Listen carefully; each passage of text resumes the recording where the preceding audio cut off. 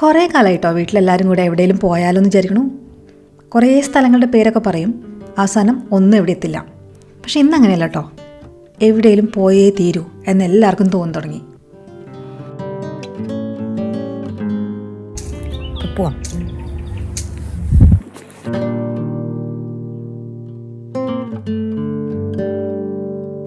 അപ്പോൾ ഇന്ന് ഞങ്ങൾ പോകുന്നത് ഇറ്റലിക്കാണ്. പക്ഷേ ഇറ്റലിയിലെ റോമിലേക്കാണ്. റോമിലെ വത്തിക്കാൻ സിറ്റിയിലേക്കാണ് ഞങ്ങൾ ആദ്യം പോണത്. നമ്മുടെ ഹിസ്റ്ററി ബുക്കിലൊന്നും നമ്മൾ അധികം പഠിച്ചിട്ടില്ലാത്ത കുറേ കഥകളൊക്കെയാണ്, എന്നാൽ സിനിമയിലൊക്കെ നമ്മൾ കണ്ടിട്ടുള്ള കുറേ കാര്യങ്ങളൊക്കെയാണ് റോമിലുള്ളത്. അപ്പോൾ ഇവിടെ എത്താൻ വേണ്ടിയിട്ട് ലിയോനാർഡോ ഇൻ്റർനാഷണൽ എയർപോർട്ട് അല്ലെങ്കിൽ ഫിമിച്ചീനോ എയർപോർട്ട് എന്നറിയപ്പെടുന്ന എയർപോർട്ടിൽ ഞങ്ങളെത്തി. അതിനുശേഷം ഞങ്ങൾ ബസ്സോ ട്രെയിനോ എടുത്തിട്ട് ടെർമിനിക്ക് പോവാം. ഞങ്ങൾ എടുത്തതൊരു ബസ്സാണ്. ഈ ഗൂഗിൾ മാപ്പ് വെച്ചിട്ട് നമ്മൾ ഗൂഗിളിൽ സെർച്ച് ചെയ്ത് കിട്ടുന്ന ആൾക്കാർ അവർ ഭയങ്കര എക്സ്പെൻസീവ് ആയിട്ടുള്ളൊരു പാർട്ടീസാണ്. അതിന് തൊട്ടടുത്ത് തന്നെ നമുക്ക് സാധാരണ ബസ് അത് പിടിച്ചിട്ട് പോകാൻ പറ്റും. അപ്പോൾ നമ്മൾ കുറച്ച് അന്വേഷിച്ചാലേ കിട്ടുള്ളൂ. ഇതിൻ്റെ ലൊക്കേഷൻ ടെർമിനൽ 1-ലാണ്. അവിടുന്ന് ടിക്കറ്റ് എടുത്തിട്ട് നമ്മൾ ടെർമിനൽ 3-ലേക്ക് നടക്കുക. 5 മിനിറ്റ് നടക്കാനുണ്ട്. പിന്നെ ഇങ്ങനത്തെ ഒരു ടിക്കറ്റും കിട്ടും.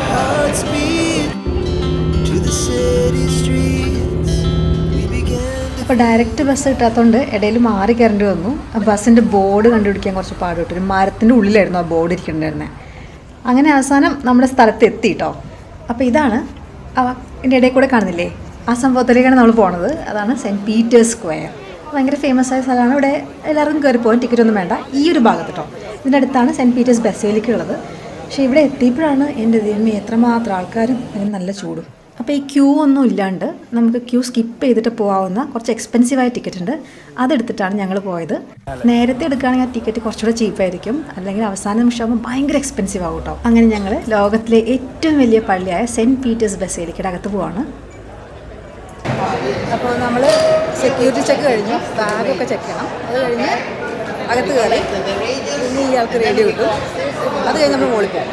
അപ്പോൾ കുറേ ആൾക്കാരിലുണ്ട്, ഭയങ്കര ഒച്ചയായതുകൊണ്ട് അയാൾ പറഞ്ഞ് നമുക്ക് കേൾക്കാൻ വേണ്ടിയിട്ട് ചെറിയൊരു റേഡിയോ നമുക്ക് കിട്ടും. അതിൽ ചെറിയൊരു ഇയർഫോൺ ഉണ്ടാവും. അത് നമ്മൾ ഇയറിൽ അറ്റാച്ച് ചെയ്ത് അയാൾ ഈ കാര്യങ്ങളൊക്കെ ഇങ്ങനെ വിശദീകരിച്ച് തരുമ്പോൾ നമുക്കിങ്ങനെ കേട്ടിട്ട് മുന്നോട്ടേക്ക് പോവാം. ഞങ്ങളുടെ ഗൈഡ് ഇങ്ങനെ ഇറ്റാലിയൻ ശൈലിയിലുള്ള ഇംഗ്ലീഷൊക്കെ സംസാരിച്ച് കാര്യങ്ങളൊക്കെ എക്സ്പ്ലെയിൻ ചെയ്യാൻ തുടങ്ങുകയാണ് കേട്ടോ ഇനി. അപ്പോൾ ആദ്യം തന്നെ നമ്മുടെ ടൂർ ഗൈഡ് ഇത് തന്നു, ലാമിനേറ്റ് ചെയ്തിട്ടുള്ളൊരു ഷീറ്റ്. അതിൽ കുറേ ചിത്രങ്ങളുണ്ടായിരുന്നു. ആരാ വരച്ചത്? മിക്കലാഞ്ചലോ. അപ്പോൾ ആൾ സിസ്റ്റീൻ ചാപ്പലിൽ വരച്ചിട്ടുള്ള ഈ ചിത്രങ്ങൾ, അതിനെക്കുറിച്ചുള്ള ഡീറ്റെയിൽസ് ഒക്കെ എക്സ്പ്ലെയിൻ ചെയ്തു. ബുക്ക് ഓഫ് ജെനസിസ് അതിൻ്റെ കാര്യങ്ങളാണ് ആ പെയിൻറ്റിങ്സിൽ പൊതുവെ ഉണ്ടായിരുന്നത്. പിന്നെ ഇത് ഫ്രെസ്കോ എന്ന് പറഞ്ഞിട്ടുള്ള ഒരു പെയിൻറ്റിങ് രീതിയാണ്. ആളത് മുമ്പ് പഠിച്ചിട്ടുണ്ടായിരുന്നില്ല. ഈ വർക്ക് ചെയ്താണ് ആളത് പഠിച്ചതെന്നാണ് പറയപ്പെടുന്നത്.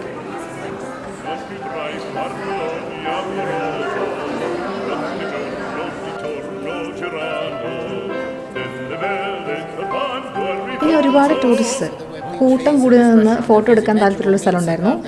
ഇത് കുറച്ച് ഫേമസ് ആയിട്ടുള്ള ഒരു സ്കൾപ്ചറാണ്. ഇത് ലവക്കൂൺ ആൻഡ് ഇറ്റ്സ് സൺസ് എന്നാണ് അറിയപ്പെടുന്നത്.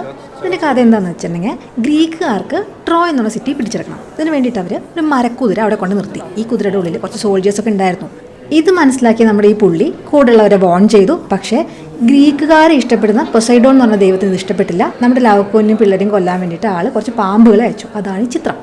ഈ ലവക്കൂൻ്റെ പ്രതിമ മിക്കലാഞ്ചലോ ഉണ്ടാക്കിയതല്ല കേട്ടോ, അതും വളരെ മുമ്പുള്ളൊരു പ്രതിമയാണ് കേട്ടോ. മിക്കലാഞ്ചലോ ഒക്കെ ജീവിച്ചിരുന്ന കാലത്ത് കുഴിച്ചെടുത്ത പ്രതിമയാണ്.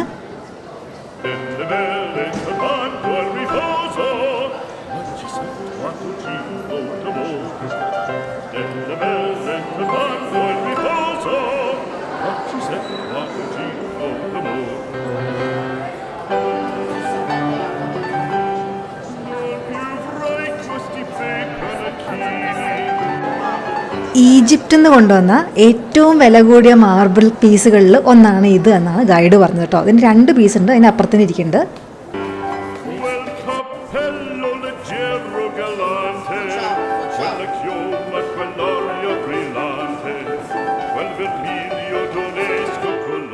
പിന്നെ നമ്മൾ പോയത് ഈജിപ്ഷ്യൻ കളക്ഷൻ. അവിടെ കുറേ ഈജിപ്ഷ്യൻ മമ്മീസും പിന്നെ അവരുടെ ഓരോ കല്ലുകളും കാര്യങ്ങളൊക്കെ ഉണ്ടായിരുന്നു. എല്ലാം വായിച്ചു നോക്കി മനസ്സിലാക്കി പോയാൽ കുറേ ടൈം എടുക്കും. അപ്പോൾ അതൊക്കെ കുറച്ചൊന്ന് ഓടിച്ച് വായിച്ചിട്ടാണ് കേട്ടോ പോയത്. ഞാൻ പറയുകയാണെങ്കിൽ ടൈം ഇല്ലെങ്കിൽ ഈ ഈജിപ്ഷ്യൻ കളക്ഷൻ വേണമെങ്കിൽ സ്കിപ്പ് ചെയ്യാം, കാരണം ഇനിയും കുറേ കാണാനുണ്ട്.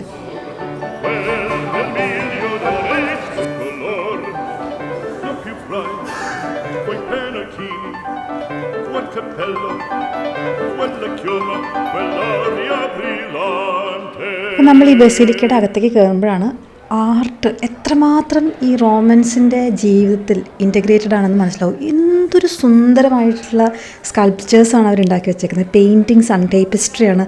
ഇങ്ങനത്തെ കുറേ കാര്യങ്ങളൊക്കെ നമുക്ക് വീഡിയോ ചെയ്യാൻ പറ്റുമെങ്കിലും സിസ്റ്റീൻ ചാപ്പലിനുള്ളിൽ അവർ വീഡിയോഗ്രാഫിയോ ഫോട്ടോഗ്രാഫിയോ ഒന്നും അനുവദിക്കില്ല. സംസാരിക്കാൻ തന്നെ പാടില്ല. ഭയങ്കര സൈലൻസ് അവിടെ മെയിൻറ്റെയിൻ ചെയ്യണമെന്ന് അവർ ഇടയ്ക്കിടയ്ക്ക് ഇങ്ങനെ പറഞ്ഞുകൊണ്ടിരിക്കും. ഇപ്പോൾ കാണുന്ന ഈ പെയിൻറ്റിങ്സൊക്കെ ഒരു പ്രത്യേകതയുള്ളത് ഒരു മനുഷ്യൻ്റെ രൂപം എങ്ങനെയാണ്, എത്ര സൈസ് എങ്ങനെയാണ്, അതിൻ്റെ റേഷ്യോ പ്രൊപ്പോർഷനൊക്കെ എങ്ങനെയാണ്, ആ രീതിയിൽ തന്നെയാണ് അവരത് വരച്ചിട്ടുള്ളത്. അപ്പോൾ നമുക്കിപ്പോൾ അങ്ങനെ ചെയ്യാം എന്ന് തോന്നുമെങ്കിലും അന്നത്തെ കാലത്ത് അതിനുള്ള ടെക്നിക്സൊക്കെ ഉണ്ടോ, അവരത് കണ്ടുപിടിച്ച് പിന്നെ ഈ കേർവ്ഡ് ആയിട്ടുള്ള സർഫസിൻ്റെ മുകളിൽ അതിൻ്റെ പ്രൊപ്പോർഷനൊക്കെ തെറ്റാണ്ട് വരയ്ക്കണതും, പിന്നെ ബാക്ക്ഗ്രൗണ്ട് വേറൊരു കളറ്, ഫോർഗ്രൗണ്ടിലുള്ള ഒബ്ജക്ട്സ് വേറൊരു കളർ, അപ്പോൾ ഒരു 3D എഫക്റ്റൊക്കെ നമുക്ക് തോന്നില്ലേ. പിന്നെ ആ കളേഴ്സ് പോപ്പ് ചെയ്ത് നിൽക്കുന്നില്ലേ, എത്ര കാലം മുമ്പത്തെ സംഭവങ്ങളാണ്. അപ്പോൾ അതൊക്കെ അതിമനോഹരമാണ്. നമ്മൾ ചെന്ന് നമ്മുടെ കണ്ണുകൊണ്ട് കണ്ടാൽ നമുക്ക് വിശ്വസിക്കാൻ പറ്റാത്ത രീതിയിൽ അത്രയും മനോഹരമായിട്ടുള്ള ഒരു സ്ഥലമാണ് ഈ സെൻറ്റ് പീറ്റേഴ്സ് ബസേലിക്ക. അടുത്തത് നമ്മൾ സിസ്റ്റീൻ ചാപ്പലിലേക്കാണ് പോണേ. അത് പോപ്പിൻ്റെ സ്വന്തം ചാപ്പലാണ്, അതുകൊണ്ട് അവിടെ ഫോട്ടോഗ്രാഫി ഒന്നും പാടില്ല. അതിനുള്ളിൽ കയറി നമുക്കെല്ലാം കാണാം.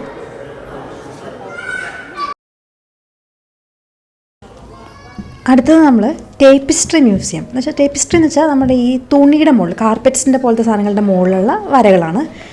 അതിൻ്റെയും വളരെയധികം പ്രത്യേകതയുള്ള പെയിൻറ്റിങ്സൊക്കെ ഗൈഡ് ഞങ്ങൾക്ക് കാണിച്ചു തരുന്നുണ്ടായിരുന്നു. വളരെ വലിയ രീതിയിലുള്ള പെയിൻറ്റിങ്സാണ്, ചെറിയ സംഭവങ്ങളൊന്നുമല്ല. ഓരോ കഥകളുടെ ഭാഗമായിട്ടുള്ള ഓരോരോ ഇവൻറ്റ്സൊക്കെയാണ് ഈ ടേപ്പിസ്ട്രീയുടെ മുകളിൽ ചെയ്തിട്ടുള്ളത്. ഇപ്പം നമ്മൾ കാണുന്നതിൻ്റെ ഒരു പ്രത്യേകത എന്ന് വെച്ചാൽ, നമ്മൾ ഏത് വശത്ത് നോക്കുകയാണെങ്കിലും ജീസസ് ക്രൈസ്റ്റ് നമ്മളെ നോക്കുന്ന പോലെ നമുക്ക് തോന്നും. ആ വരച്ചിട്ടുള്ള കണ്ണുകൾ അങ്ങനെയാണ്. എവിടെ നോക്കുകയാണെങ്കിലും നമ്മളെ നോക്കും, സൈഡിൽ നിന്ന് ഏത് സൈഡിൽ നിന്നാണെങ്കിലും നമ്മളെ നോക്കുന്ന പോലെ നമുക്ക് തോന്നും.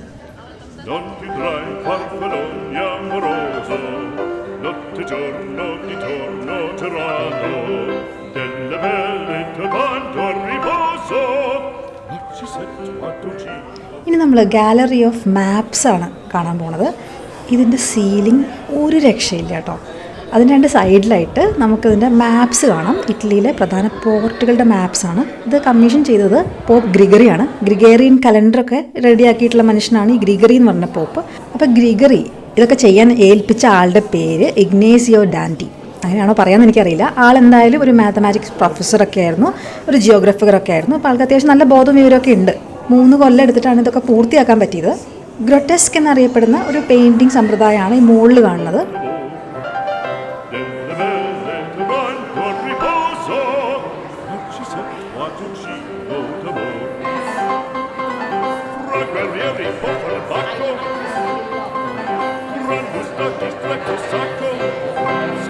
ഇവിടെ വരുമ്പം മോഡസ്റ്റായിട്ട് ഡ്രസ്സ് ചെയ്യണം. നമ്മുടെ ഷോൾഡേഴ്സ് കാണിക്കാൻ പാടില്ല, അതിൽ നീസ് കവർ ചെയ്യുന്ന ഡ്രസ്സ് ഇടണം. അപ്പോൾ അതിന് വേണ്ടിയിട്ട് ചെറിയ തുണി വസ്ത്രങ്ങൾ അവിടെ വെച്ചിട്ടുണ്ടാകും. ആരെങ്കിലും ചെറിയ കുപ്പായങ്ങളൊക്കെ ഇട്ട് വന്നിട്ടുണ്ടെങ്കിൽ അത് കൊടുത്തിട്ട് അതിനുള്ളിൽ കയറേണ്ടതാണ്.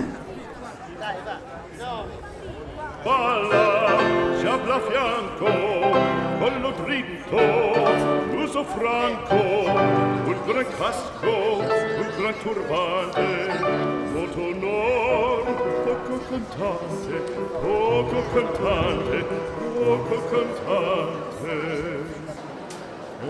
Veloce del fandango, una marcia per il fango, per montagne, per valloni,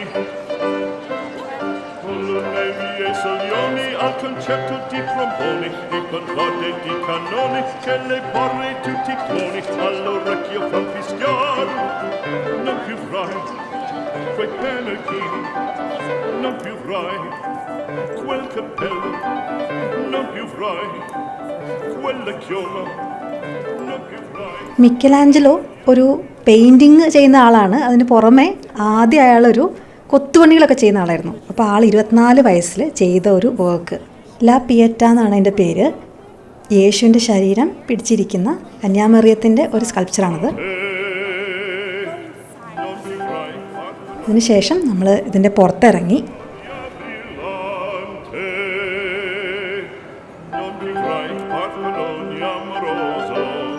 പിന്നെ വളരെ ഇൻട്രസ്റ്റിംഗ് ആയി തോന്നിയത് പോപ്പിൻ്റെ ഗാർഡ്സാണ്. അവർ സ്വിസ് ഗാർഡ്സാണ്. അവരുടെ വേഷം വളരെ ഇൻട്രസ്റ്റിംഗ് ആണ്.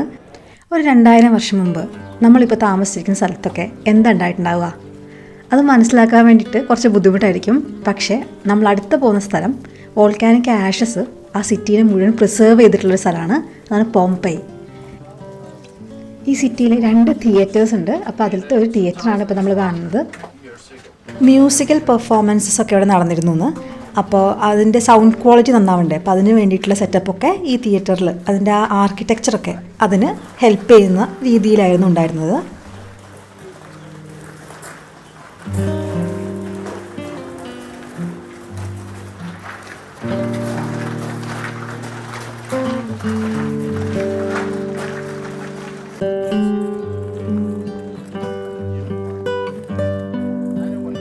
പണ്ടത്തെ ലാറ്റിനിൽ എഴുതി വെച്ച പല കാര്യങ്ങളും ചുമരുകളിൽ നമുക്ക് ഇന്ന് കാണാൻ പറ്റും. ഈ ലാറ്റിൻ അറിയാവുന്ന ആൾക്കാർക്ക് അത് വായിച്ചിട്ട് കാര്യങ്ങൾ മനസ്സിലാക്കാനും പറ്റും കേട്ടോ. പിന്നെ അവർ കുതിരകളാണ് കൂടുതൽ ഉപയോഗിച്ചിരുന്നത്. അപ്പോൾ കുതിരകളെ കെട്ടിയിടാൻ വേണ്ടിയിട്ട് ചെറിയൊരു സെറ്റപ്പൊക്കെ വഴിയിൽ നമുക്ക് കാണിച്ചു തന്നു ഗൈഡ്. എന്നുവെച്ചാൽ ചെറിയ ഹോൾസ് ഉണ്ട് ഈ കല്ലിൻ്റെ മുകളിൽ, അവിടെയാണ് ഈ കുതിരനെ കെട്ടിയിട്ടിരുന്നത്. AD 76 മൗണ്ട് വെസൂവിയസ് ഇറപ്റ്റ് ചെയ്തു. അതൊരു വോൾക്കാനോ ആയിരുന്നു. അത് ഇറപ്റ്റ് ചെയ്തപ്പോൾ അതിൻ്റെ ആഷസ് ഇല്ലേ, വോൾക്കാനിക് ആഷസ്, അത് നേരെ വന്നിട്ട് ഈ സിറ്റീനെ മൂടി. അപ്പോൾ ഒന്നില്ലെങ്കിൽ റൂമിലൊക്കെ ആയിരുന്നപ്പം ആ ആഷ് മുറിയുടെ ഉള്ളിലൊക്കെ കയറിയിട്ട് പിന്നെ അവർക്ക് പുറത്ത് കിടക്കാൻ പറ്റാതെ സ്റ്റക്കായി കുറേ പേര് മരിച്ചിട്ടുണ്ടാവാം. അല്ലെങ്കിൽ അതിൻ്റെ ചൂട് കാരണം വെന്ത് മരിച്ചിട്ടുണ്ടാവും ആൾക്കാർ. എന്തായാലും ഈ ആൾക്കാർ മുഴുവൻ മരിച്ചു. ഈ സിറ്റി ആണെങ്കിൽ ഈ വോൾക്കാനിക് ആഷസ് വന്ന് മൂടി ആരും കാണാണ്ട് കിടക്കുമായിരുന്നു. അങ്ങനെയാണ് കുറച്ച് ആർക്കിയോളജിസ്റ്റ് ഇത് കണ്ടുപിടിക്കണേ. കുഴിച്ച് നോക്കുമ്പം ഒരു വലിയ സിറ്റി തന്നെ അവിടെ ഉണ്ട്. ആ സിറ്റിയിലത്തെ എല്ലാ കാര്യങ്ങളും വോൾക്കാനിക് ആഷ് പ്രിസർവ് ചെയ്തിട്ടുണ്ട്. നഗരത്തിൽ വെള്ളം കിട്ടേണ്ട കുറച്ച് ടാങ്ക് പോലത്തെ സ്ട്രക്ചറൊക്കെ കാണിച്ചു തന്നു. ഇവിടെ പൈപ്പ്സ് ഉണ്ടായിട്ടുണ്ടാവാം എന്നൊക്കെ പറഞ്ഞിട്ടുണ്ടായിരുന്നു. ഈ പണ്ടുള്ള റോമൻസ് ഈ എസ്പെഷ്യലി ഈ പോംപെയിൽ വളരെ നല്ല പ്ലംബിംഗ് ഫെസിലിറ്റിയൊക്കെ ചെയ്തു വെച്ചിട്ടുള്ള എക്സ്കവേഷൻസ് പിന്നീട് കണ്ടെടുക്കുന്നുണ്ടായിട്ടുണ്ട്. നമ്മുടെ നാട്ടിൽ അങ്ങാടി എന്ന് പറയില്ലേ, ബിൽഡിങ്സും ഷോപ്സൊക്കെ ഉള്ള സ്ഥലം, അതിനാണ് ഇവർ ഫോറം എന്ന് പറയാം. ആ ഫോറത്തിൻ്റെ നോർത്തേൺ എൻഡിലാണ് ഈ അമ്പലം, ടെമ്പിൾസ് ഉള്ളത്. ആ അമ്പലത്തിൻ്റെ പ്രധാന ആളാരെന്നറിയോ? അവിടെ ഒരു തല കാണുന്നില്ലേ, ജൂപ്പിറ്റർ. ഈ ജൂപ്പിറ്റർ എന്ന് പറഞ്ഞാൽ ഇവരുടെ വിശ്വാസത്തിൽ ദൈവങ്ങളുടെയൊക്കെ റൂളറായിരുന്നു. അപ്പം നമ്മൾ നേരത്തെ പറഞ്ഞില്ലേ കുറേ പേര് മരിച്ചു, അപ്പോൾ മണ്ണിനടിയിലായിപ്പോയി എന്ന്. അപ്പോൾ ഇവരുടെയൊക്കെ ശരീരങ്ങൾ പ്രിസർവ്ഡ് ആയിരുന്നു. ശരീരം എന്ന് വെച്ചിട്ടുണ്ടെങ്കിൽ അസ്ഥികൾ പ്രിസർവ്ഡ് ആയിരുന്നു. അപ്പോൾ ഈ ആർക്കിയോളജിസ്റ്റ് എന്ത് ചെയ്തു എന്ന് വെച്ചാൽ ആ അസ്ഥിയുടെ ഉള്ളിൽ ലിക്വിഡ് പ്ലാസ്റ്റർ ഒഴിച്ചു. അപ്പോൾ കുറച്ച് കഴിയുമ്പോൾ അത് കട്ടിയാവുമ്പോൾ ആ ശരീരത്തിൻ്റെ രൂപം നമുക്ക് മനസ്സിലാക്കാൻ പറ്റുമല്ലോ. അപ്പോൾ അന്ന് അങ്ങനെ പ്ലാസ്റ്റർ ഒഴിച്ച് സൂക്ഷിച്ച് വെച്ച കുറേ ശരീരങ്ങൾ ഇവിടെ കാണാൻ പറ്റും. അങ്ങനെ പോംപെയ് കണ്ടിട്ട് യാത്ര തിരിക്കുമ്പോൾ മനസ്സിലെന്തോ കുറേ ചോദ്യങ്ങളൊക്കെ ബാക്കിയുള്ള പോലെയോ ആരോടൊക്കെ എന്തൊക്കെയോ ചോദിക്കാനുള്ള പോലെയൊക്കെ തോന്നി. സാധാരണ ഒരു ജീവിതം നയിച്ചിരുന്ന ആൾക്കാർ ഒരൊറ്റ ദിവസം ഈ വോൾക്കാനോ ഇറപ്റ്റ് ചെയ്തെല്ലാം കൂടെ എല്ലാവരും എല്ലാ സാധനങ്ങളും എല്ലാം മണ്ണടിയിലായി. നമ്മളൊക്കെ എത്ര നിസ്സാരമാണ്, നമ്മുടെ കയ്യിലുള്ള കാര്യങ്ങളും നമ്മുടെ കൂടെയുള്ള ആൾക്കാരും നമ്മളെല്ലാവരും എത്ര നിസ്സാരമാണെന്ന് ഒന്നുകൂടെ നമ്മുടെയൊക്കെ ഓർമ്മിപ്പിക്കാൻ ഇങ്ങനത്തെ സ്ഥലങ്ങളൊക്കെ വിസിറ്റ് ചെയ്യുന്നത് നല്ലതാണ് കേട്ടോ. പക്ഷേ 2 ദിവസം കഴിയുമ്പോൾ ഇതിൻ്റെ എഫക്റ്റൊക്കെ മാറി നമ്മൾ വീണ്ടും സാധാരണ ജീവിതത്തിലേക്ക് കടക്കും. എന്നാൽ ഇടയ്ക്ക് ഒരു റിമൈൻഡറായിട്ട് ഇതൊക്കെ നമ്മുടെ ജീവിതത്തിൽ ഉണ്ടാവണം. റോമാക്കാരെക്കുറിച്ച് കേട്ടിട്ടുള്ള കഥകളിൽ മറക്കാൻ പറ്റാത്ത കാര്യം എന്താണെന്ന് വെച്ചാൽ അവർ യൂറിനില്ലേ, മൂത്രം, അതിന് ടാക്സ് ചെയ്തിരുന്നു. അതായത് സ്ത്രീകൾ യൂറിൻ ഉപയോഗിച്ച് വസ്ത്രങ്ങൾ കഴുകിയിരുന്നു, അത് വെളുക്കാൻ വേണ്ടിയിട്ട്. അതിലും രസകരമായ കാര്യം യൂറിൻ ടൂത്ത് പേസ്റ്റ് ഉണ്ടാക്കാൻ വേണ്ടിയിട്ട് അവർ യൂസ് ചെയ്തിരുന്നു എന്ന്. അപ്പം ഞങ്ങൾ ബുക്ക് ചെയ്തിരുന്ന ട്രിപ്പിൽ പോംപെയുടെ കൂടെ അടുത്ത ഡെസ്റ്റിനേഷൻ അമാൽഫി കോസ്റ്റാണ്. അമാൽഫി കോസ്റ്റ് എന്ന് പറഞ്ഞാൽ ഭയങ്കര ബ്യൂട്ടിഫുൾ ആയിട്ടുള്ളൊരു സ്ഥലമാണ് കേട്ടോ.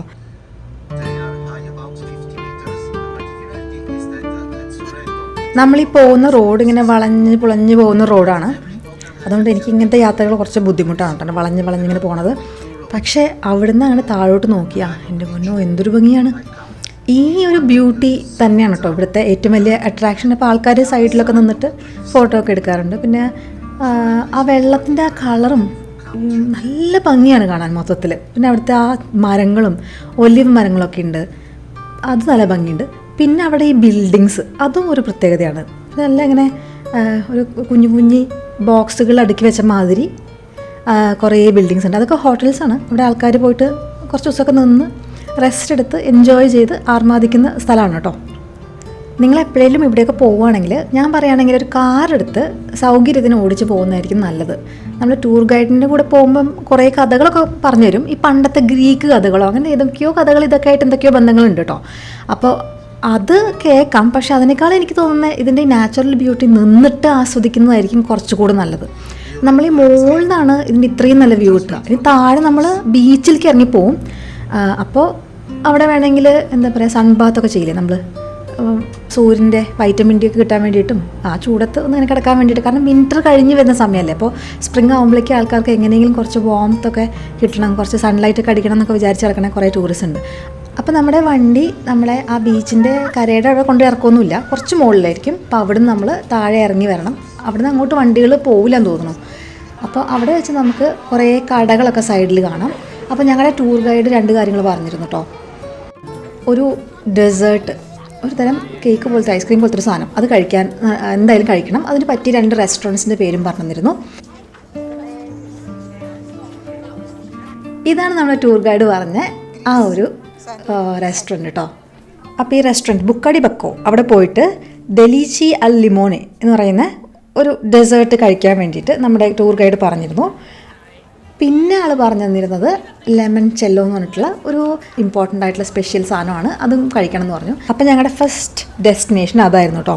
ഞങ്ങൾ ഈ റെസ്റ്റോറൻറ്റ് നമ്മൾ പോണ വഴിക്ക് തന്നെയാണ്. അവിടെ കയറി നമുക്ക് ഈ താഴത്തേക്കുള്ള വ്യൂ കിട്ടും. ഈ ബീച്ചിൻ്റെ തൊട്ടടുത്ത് തന്നെയാണ് ഈ റെസ്റ്റോറൻറ്റ് ഉള്ളത്. അപ്പോൾ അവിടെ നമ്മൾ മെനു നോക്കിയപ്പോൾ ഇങ്ങനെ കുറേ സാധനങ്ങളൊക്കെ ഉണ്ട്. അപ്പോൾ ഇതാണ് നമ്മുടെ ഡെലീച്ചി അൽ ലിമോനെ. കഴിച്ച് നോക്കിയപ്പോൾ നല്ല ടേസ്റ്റൊക്കെ ഉണ്ട് കേട്ടോ.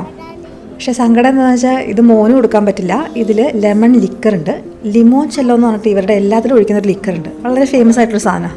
അത് ഇതിലുണ്ട്. അപ്പോൾ കുട്ടികൾക്ക് ആൽക്കഹോൾ കൊടുക്കാൻ പറ്റാത്തതുകൊണ്ട് അത് കഴിച്ചപ്പോൾ നല്ല സോഫ്റ്റാണ്, കണ്ടില്ലേ, പല ലെയേഴ്സ് ഉണ്ട്. ഉള്ളിൽ ഇങ്ങനെ കുറച്ച് സാധനമുണ്ട്, പുറത്ത് കുറച്ച് ക്രീമുണ്ട്, അതിൻ്റെ മുകളിലൊരു മകുടമുണ്ട്. എന്തായാലും അത് ഇഷ്ടപ്പെട്ടു. പിന്നെ അതിൻ്റെ കൂടെ യാത്രാക്ഷീണം മാറ്റാൻ വേണ്ടിയിട്ട് ഒരു കാപ്പി കൂടെ ഓർഡർ ചെയ്തു, അതും ആസ്വദിച്ച് കുടിച്ചു. അതിനുശേഷം നമ്മൾ താഴേക്ക് ഒക്കെ കുറച്ചുകൂടെ ഇറങ്ങി പോയിട്ടോ. റെസ്റ്റോറൻറ്റിന് താഴെ പോകണ്ടേ ബീച്ചെത്താൻ. അപ്പോൾ അവിടേക്ക് പോണ വഴിക്ക് കുറേ കടകളൊക്കെ ഇങ്ങനെ കുറേ കടകളുണ്ട്. ഇവരുടെ ഏറ്റവും വലിയ പ്രത്യേകത എന്ന് വെച്ചിട്ടുണ്ടെങ്കിൽ ഇവരുടെ ആർട്ടാണ്. ഈ നല്ല ഭംഗിയുള്ള സ്കൾപ്ചേഴ്സ്, പെയിൻറ്റിങ്സ്, ഇതൊക്കെയുള്ള കുറേ സ്ഥലങ്ങൾ ഇവിടെ കാണാൻ പറ്റും. അപ്പോൾ ഞാൻ ഇതിൻ്റെ പോണ വഴിക്കുള്ള ഒരു ആർട്ട് ഗാലറിയിൽ ഒന്ന് എത്തി നോക്കിട്ടോ. അതിമനോഹരമായ ആർട്ട് വർക്കായിരുന്നു കേട്ടോ. പെയിൻറ്റിങ്സ് മാത്രമല്ല, പലതരത്തിലുള്ള വർക്ക്, സെറാമിക് കൊണ്ടുള്ള വർക്കോ ഗ്ലാസ് കൊണ്ടുള്ള വർക്ക്, എന്തൊക്കെയോ അവിടെ ഉണ്ടായിരുന്നു. ഞാനവിടെ കുറച്ച് നേരം സ്പെൻഡ് ചെയ്തുള്ളൂ, പക്ഷേ ഒരു രക്ഷയില്ല. ഇതൊക്കെ വിൽക്കാൻ വെച്ചിരിക്കുകയാണ്. നല്ല എക്സ്പെൻസീവാണ്, നമുക്കൊന്ന് അഫോർഡ് ചെയ്യാൻ പറ്റാത്ത, നമ്മൾ ആ കാശ് അതിന് സ്പെൻഡ് ചെയ്യാൻ ചാൻസിൽ അത്രയും വിലയുണ്ട്. പക്ഷേ ആ ആർട്ടിസ്റ്റ് അത്രയും ഡിസേർവ് ചെയ്യുന്നുണ്ടെന്ന് തന്നെ നമുക്ക് തോന്നിപ്പോട്ടോ. പിന്നെ നമ്മൾ ബീച്ചിൽ ഇറങ്ങിയപ്പം അവിടെയും ഇതുമാതിരി കുറേ പേരൊക്കെ നിന്ന് ലൈവായിട്ട് പെയിൻറ്റ് ചെയ്യുന്നുണ്ടായിരുന്നു. പിന്നെ കുറേ ടൂറിസ്റ്റ് ഉണ്ടായിരുന്നു. കാരണം ഈ വിൻ്റർ കഴിഞ്ഞൊന്ന് സൺ പുറത്തേക്ക് വരുന്ന ഒരു ഏരിയ ആണ് ഈ അമാൽഫി ബീച്ചൊക്കെ. പെട്ടെന്ന് തന്നെ സൺലൈറ്റ് വരും. ഇപ്പോൾ നമ്മൾ കുറച്ച് നോർത്തേൺ പാർട്ടിലൊക്കെ പോയാൽ അത്രയും സൺലൈറ്റ് ഉണ്ടാവില്ല. ജർമ്മനിയിലൊക്കെ അപ്പോഴും കുറച്ചുകൂടെ കോൾഡും ഒരു റെയിൻ ഒക്കെ ഉണ്ടായിരുന്നു. പക്ഷേ ഇവിടെ ഒരു നല്ല ചൂടെടുത്തതെന്ന് പറഞ്ഞില്ല, ആ ഒരു അവസ്ഥയിലെത്തിപ്പോയി. അപ്പോൾ എനിക്ക് മുകളിൽ നിന്ന് കണ്ട വ്യൂ ആണ് കൂടുതൽ ഇഷ്ടപ്പെട്ടത്. പക്ഷേ എൻ്റെ മോൻ അവിടുത്തെ കല്ലുകളിലാണ് ഇൻട്രസ്റ്റ്. അപ്പോൾ 2 പേരും കൂടിയിട്ട് കല്ല് പെറുക്കലായിരുന്നു. ആ കല്ല് ഇപ്പോൾ ഈ അടുത്തായിട്ട് ഞാൻ എൻ്റെ കട്ടിലിൻ്റെ മുകളിലും കണ്ടു, ഒരു പാക്കറ്റിലിട്ട് വെച്ചിട്ടുണ്ട്. ഇതൊക്കെ വളരെ അമൂല്യ ശേഖരമാണ്. ഞാൻ അത് എടുത്തിട്ട് കളഞ്ഞിട്ടുണ്ടെങ്കിൽ അവന് ഭയങ്കര വിഷമാവും. അപ്പോൾ അതൊക്കെ കഴിഞ്ഞ് ഞങ്ങൾ തിരിച്ചു കേട്ടോ. ഞങ്ങൾ അമാൽഫി കോസ്റ്റിലേക്ക് വന്നത് പോംപെയിന്നായിരുന്നല്ലോ. അതൊരു 2 മണിക്കൂർ യാത്രയായിരുന്നു. അത് ഞായറാഴ്ചയായിരുന്നു. പക്ഷെ തിരിച്ചു പോകുമ്പോൾ നമ്മൾ റോമിലേക്കാണ് പോകുന്നത്. അപ്പോൾ നല്ല ഡിസ്റ്റൻസ് ഉണ്ട്, 4-5 hours ഉണ്ടെന്നാണ് എൻ്റെ ഓർമ്മ. ഒരു സൺഡേ ആയിരുന്നുകൊണ്ട് തന്നെ ട്രാഫിക് ഭയങ്കര കൂടുതലായിരുന്നു. അപ്പോൾ നിങ്ങളൊക്കെ പോകുമ്പോൾ അതൊന്ന് ശ്രദ്ധിച്ചോളൂ. ഈ വീക്കെൻഡ് അല്ലെങ്കിൽ ഹോളിഡേയ്സിന് പോയാൽ നല്ല പണി കിട്ടും. കാരണം ആ വഴി അത്രയ്ക്ക് എളുപ്പമല്ലല്ലോ. പിന്നെ കുറേ ട്രാഫിക്കൊക്കെ വന്നാൽ ഭയങ്കര പാടാണ്. പിന്നെ വേറൊരു കാര്യം എന്ന് വെച്ചാൽ ഇവിടെയൊക്കെ ആക്സിഡൻറ്റ്സ് വളരെ കോമണാണ്, റോമിൽ എസ്പെഷ്യലി. ഇപ്പോഴും ഞങ്ങളുടെ ടൂർ ഗൈഡ് പറയണ്ടായിരുന്നു, അവരുടെ ഓഫീസിൽ നിന്ന് വിളിച്ചു, അവിടെ ഒരു ആക്സിഡൻറ്റ് നടന്നുകൊണ്ട് വഴി ബ്ലോക്കാണ്, വണ്ടികൾ കടത്തി വിടുന്നില്ല. പൊതുവേ യൂറോപ്പിൽ ഡ്രൈവിംഗ് വലിയ കുഴപ്പമില്ല, നമ്മുടെ ഇന്ത്യയെ വെച്ച് കമ്പയർ ചെയ്യുമ്പോൾ. എസ്പെഷ്യലി ഹൈദരാബാദൊക്കെ വെച്ച് കമ്പയർ ചെയ്യുമ്പോൾ നന്നായിട്ട് ഓടിക്കുന്ന ആൾക്കാരാണ്, സിഗ്നലൊക്കെ ഫോളോ ചെയ്യും, റൂൾസൊക്കെ ഫോളോ ചെയ്യും. പക്ഷേ ഇറ്റലി റോം എനിക്ക് എസ്പെഷ്യലി അങ്ങനെ എല്ലാം തോന്നിട്ടോ. കുറച്ചധികം റാഷ് ഡ്രൈവിംഗ് പല സ്ഥലത്തും എനിക്ക് തോന്നി.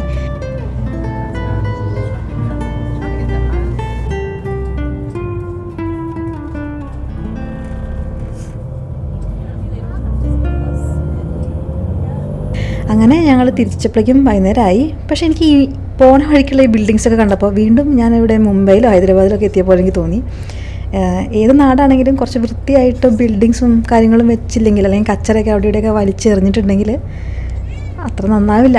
ഏത് രാജ്യമാണെങ്കിലും പേരുദോഷം കേൾക്കും എന്നുള്ളതിന് ഒരു ഉദാഹരണമാണിത്. അപ്പോൾ അടുത്ത ദിവസം ഞങ്ങൾ റോമിൽ തിരിച്ചെത്തി. ആദ്യം കാണാൻ പോകുന്നത് കൊളോസിയാണ്. റോമിൽ ഒരിക്കലും മിസ് ചെയ്യാൻ പാടില്ലാത്തൊരു സംഭവമാണ് കൊളോസിയം. ഇത് ലോകത്തിലെ ഏറ്റവും വലിയ കൊളോസിയാണ് ഈ റോമിലുള്ളത്. അപ്പോൾ ആദ്യം ഞങ്ങളുടെ ടൂർ ഗൈഡ് തുടങ്ങുന്നത് ഒരു കാര്യം പറഞ്ഞിട്ടാണ്. ഈ രാജാവിന് പ്രജകളെ സന്തോഷിപ്പിച്ച് വെക്കണമെങ്കിൽ 2 കാര്യമാണ് പോലും ആ പ്രജകൾക്ക് വേണ്ടി ചെയ്തു കൊടുക്കേണ്ടത്. ഒന്ന് അവർക്ക് ഭക്ഷണം, ഫുഡ്. രണ്ടാമത്തത് എൻ്റർടൈൻമെൻറ്റ്. ഈ കാണുന്ന സ്ഥലത്ത് 50,000 കാണികൾക്ക് ഇരിക്കാൻ പറ്റുമായിരുന്നു. എന്നിട്ട് അവരെന്താ കണ്ടുകൊണ്ടിരുന്നതെന്നറിയോ? ചിലപ്പോൾ ഒരു മനുഷ്യൻ വേറൊരു മനുഷ്യനും തമ്മിൽ മരണം വരെ അങ്ങോട്ടും ഇങ്ങോട്ടും അടികൂടും. എന്നിട്ട് ഒരാൾ മരിക്കും, അപ്പോഴേ തീരുള്ളൂ. അല്ലെങ്കിൽ ചിലപ്പോൾ മനുഷ്യനായിരിക്കില്ല, ആഫ്രിക്കയിൽ നിന്നൊക്കെ പിടിച്ചുകൊണ്ട് വരുന്ന ഒരു മൃഗങ്ങളായിരിക്കുന്നത്. എന്നുവെച്ചാൽ ഇതിന് ഓരോ ദിവസവും ഓരോ പ്രോഗ്രാം ഉണ്ടാവും. രാവിലെ ഉണ്ടാവും, വൈകുന്നേരം ഉണ്ടാവും. അപ്പോൾ അതിന് പ്രോഗ്രാം ഡയറക്ടർ ഉണ്ട്. ഈ ഡയറക്ടർ അന്ന് വരെ ആൾക്കാർ കാണാത്ത തരത്തിലുള്ള ഒരു പ്രോഗ്രാം അവിടെ അവതരിപ്പിക്കണമെന്ന്. അപ്പോൾ അയാൾക്ക് ഭയങ്കര പ്രഷറായിരുന്നു. ഏറ്റവും നല്ല രീതിയിലുള്ള ബ്ലഡി ഒരു ഫൈറ്റ് അവിടെ കാണികൾക്ക് മുന്നിൽ കൊണ്ടുവരണം. അത് ഭയങ്കര ഒരു ഡിമാൻഡിങ് ആയിട്ടുള്ള ജോബല്ലേ. അപ്പോൾ ആൾ എങ്ങാനും അത് അത്ര നന്നായില്ലെങ്കിൽ ആളുടെ ജോലിയും തലയൊക്കെ പോവും. ഈ കൊളോസിയത്തിന് ശേഷം നമ്മൾ നേരെ പോകുന്നത് പലാറ്റൈൻ ഹില്ലിലേക്കാണ് കേട്ടോ. ഈ പണ്ടത്തെ ഒരു റോമൻ കഥയുണ്ട് കേട്ടോ ഇവിടെ ഫേമസ് ആയിട്ടുള്ളത്. റോമസ് റെമിലസ് എന്ന് പറഞ്ഞിട്ട് 2 സഹോദരന്മാരുണ്ട്. അവരെ അബാൻഡൻ ചെയ്തിരുന്നു. അപ്പോൾ അവരെ എടുത്ത് വളർത്തിയത് ഒരു ഷീ വൂൾഫ് ആയിരുന്നു. അപ്പോൾ അത് കഴിഞ്ഞ് ഇവർ വലുതായപ്പോൾ ഇവർ തമ്മിൽ എന്തൊക്കെയോ വാക്കുതർക്കമൊക്കെ ഉണ്ടായപ്പോൾ ഈ റെമിലസ് റോമസിനെ കൊന്നിട്ട് അവിടെ ഈ സിറ്റി ഓഫ് റോം ഉണ്ടാക്കി എന്നാണ് പറയുന്നത്. ഇത് വെറും കെട്ടുകഥയാണെന്നാണ് ഞങ്ങളുടെ ഗൈഡ് പറഞ്ഞത്. പക്ഷേ ഈ പലറ്റൈൻ ഹിൽ എന്ന് പറയുന്നത് ഭയങ്കര ഇമ്പോർട്ടൻ്റ് ആണ് റോമക്കാർക്ക്. അവരുടെ ക്യാപിറ്റൽ എന്ന് പറയുന്നൊരു സംഭവമാണ് ഇത്. ഇവിടെയാണ് ഏറ്റവും അധികം റിച്ച് ആയിട്ടുള്ള ആൾക്കാർ അവരുടെ ബംഗ്ലാവുകളും അവരുടെ വില്ലകളൊക്കെ വെച്ച് താമസിച്ചിരുന്നത് ഇവിടെ തന്നെയാണ്. ഈ കാണുന്നതാണ് സേക്രഡ് ഫയർ ഓഫ് വെസ്റ്റ. ഇവിടെയുള്ള തീ ഒരിക്കലും അണയാതെ കാത്തു സൂക്ഷിക്കേണ്ട ചുമതല വെസ്റ്റൽ വേർജിൻസ് ആയിരുന്നു. 6 പേരുണ്ട് അവർ. ഒരാൾ എപ്പോഴും ഇവിടെ വന്ന് കാവൽ നിൽക്കണം. അവർക്ക് ഭയങ്കര അധികാരം കേട്ടോ. ബാക്കിയുള്ള ആൾക്കാരെക്കാളും അവർക്ക് പ്രിവിലേജ് ഒക്കെ ഉണ്ട്. പക്ഷേ ഈ തീയെങ്ങാനും അണഞ്ഞു പോയാൽ അവരെ പച്ചയ്ക്ക് കൊളുത്തും. മാത്രമല്ല അവർ വേറെ ആണുങ്ങളായിട്ട് വല്ല ബന്ധങ്ങളൊക്കെ ഉണ്ടെങ്കിൽ അയാളെയും എല്ലാവരും കൂടെ തല്ലിക്കൊല്ലും. പക്ഷേ ഒരു 30 വയസ്സിന് ശേഷം അവർക്ക് വേണമെങ്കിൽ കല്യാണം കഴിക്കാമെന്നൊക്കെ ഉണ്ട്. എന്തായാലും പലരും അങ്ങനെ കല്യാണം കഴിക്കാൻ തീരുമാനിക്കാറില്ല എന്നാണ് അറിഞ്ഞത്. എന്തായാലും ഇന്നിപ്പോൾ വെസ്റ്റൽ വേർജിൻസ് ഒന്നുമില്ല. പണ്ടത്തെ ഓരോ മനോഹരമായ ആചാരങ്ങളായിരുന്നു ഇതൊക്കെ. പല കഥകൾ പറഞ്ഞെങ്കിലും ഈ വെസ്റ്റൽ വേർജിൻസ് എൻ്റെ മനസ്സിനെ ഒന്ന് സ്പർശിച്ചു കേട്ടോ.